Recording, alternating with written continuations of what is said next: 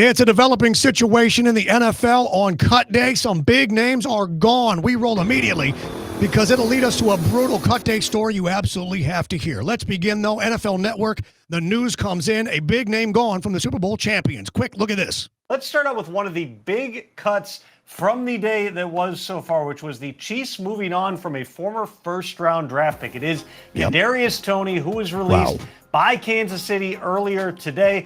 There were plenty more as we roll through some of these very quickly. Take a look. It is Kadarius Toney, but according to Ian Rappaport, he's going to wind up somewhere else. We're sure. We are indeed. Quarterbacks brutalized the 2022 class. In fact, we got Cardinals releasing quarterback Desmond Ridder his second year. Two teams already gone again. And then we continue because it's Bailey Zappi, who was a Patriot hope. He is out of the league. And we continue because then Malik Willis gets traded. The Titans are giving up on him, sending him to the Packers.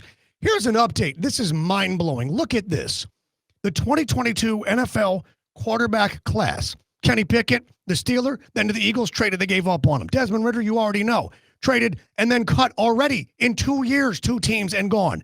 Malik Willis, you just saw. Matt Corral, Bailey Zappi out of the league. Sam Howell, Skylar Thompson, the third stringer. The only one with a job was the last pick of the entire draft with Brock Purdy. But you got to hear this story because we continue. Number 3, presented by Twin Peaks. Each drink, scenic views. Your UFC fight headquarters is Twin Peaks. NFL veteran Emmanuel Acho with a mind-blowing story about cut day. Listen closely where this was done, how this was done, as people's dreams were crushed. Look at this. It's now cut day of 2013. Chip Kelly was the head coach. We had a team barbecue. The team barbecue is where everybody would go and bring their families. There would be water slides. There would be the bag tossing games. But I'm driving to the facility for the team barbecue, and I get a call from a teammate, Earl Wolf. He says, Acho, they cutting people at the barbecue. Wow. I said, wait, what? See, what I realized was this team barbecue was the festivity that we would host where everybody would show up just so the team would know that you would be there to cut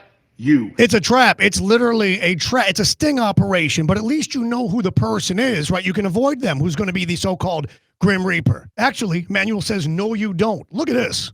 In the NFL, the person who cuts you is called the Grim Reaper. The Grim Reaper might be an equipment manager. It might be the general manager. It might be a strength coach. It might be an assistant strength coach. You have no idea who the Grim Reaper is. You can't see it coming because you're not sure who it's going to be. Meanwhile, what lengths did dudes go to not get cut? Like, how far did they go thinking, I do this, there's no way they can cut me on cut day? This is amazing. Watch this. Cut day, where teams take their rosters from 75 to 53, from 90 to 53, is the darkest day in the NFL, and NFL players go through just about every measure to avoid being cut. I know of guys who have turned their phones off thinking, well, if they can't call me, they can't cut me. And just so you know, if you make the team today, don't mean you made the team. I made the team for the final 53 one year. I got cut on Monday of that Tuesday game week. Yeah, you think you made the team, then you find out you didn't. You can turn your phone off. You're still going to find out on Twitter. They're doing it. It's not like they're not going to cut you because they can't get a hold of you. Look at this tweet here from a reporter, Mike Chappelle, who's a longtime NFL beat guy and columnist. He always says, as he says here, it's one of the cruelest days because he puts it in perspective. Quote, a team cuts to 53 and the bubble guy makes it. He calls home, celebrates with mom and dad, but the next day, the team finds a better option on waivers, meaning somebody else cut by another team. Bubble guy is released. Absolutely brutal and the nature of the beast because they thought they made the team and then they didn't. Speaking of which, drama in Denver. Speaking of which, at number 2, St. Lucie Battery and Tire, SLBT.com, home of honest, reliable service since 1970. The Broncos named their starting quarterback, Bo Nix, QB1. They got backups, Jarrett Stidham and Zac Wilson, who were asked about not getting the job and watching somebody else take their job. Jarrett Stidham goes first. Listen closely to what he says and how he says it. This is brutal. I mean, first of all, obviously I was very disappointed. I know I'm a starting quarterback in this league. I have zero doubts about that. Wow. And, it just didn't shake out my way. But I know what kind of player I am, kind of person I am.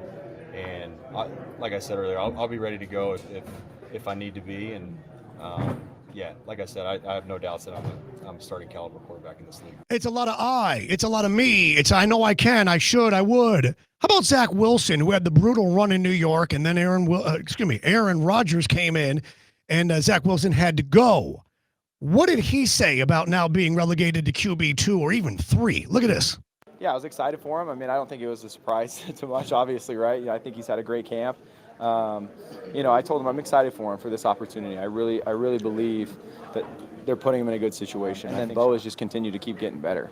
So I'm excited to see what he can do, and I think he's ready for it. The question is on the board. Question: who helped their own cause more?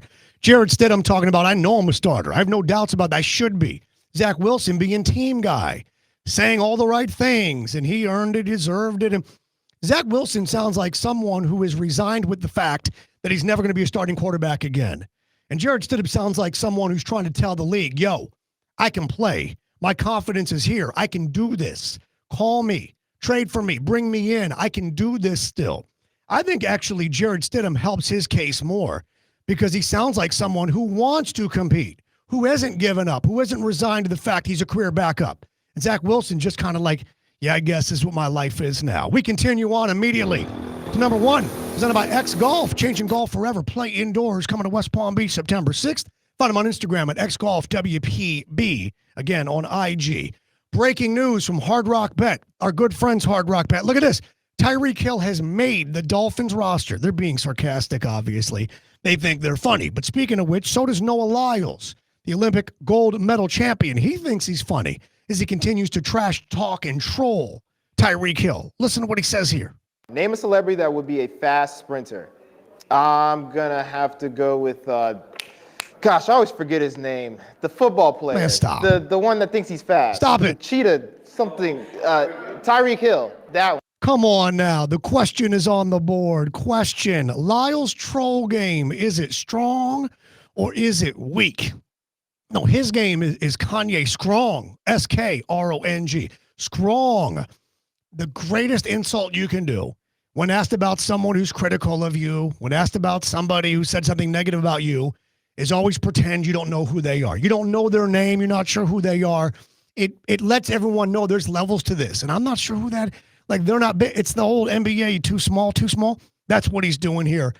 Noah Lyles continues to improve his troll game, particularly when it comes to Tyreek Hill. Hit subscribe, hit like, comment, and we'll go through those and reply to you as well. And remember, while every day above ground is a good day, some are just more questionable than others. Second night to the bad guy. See you on Friday.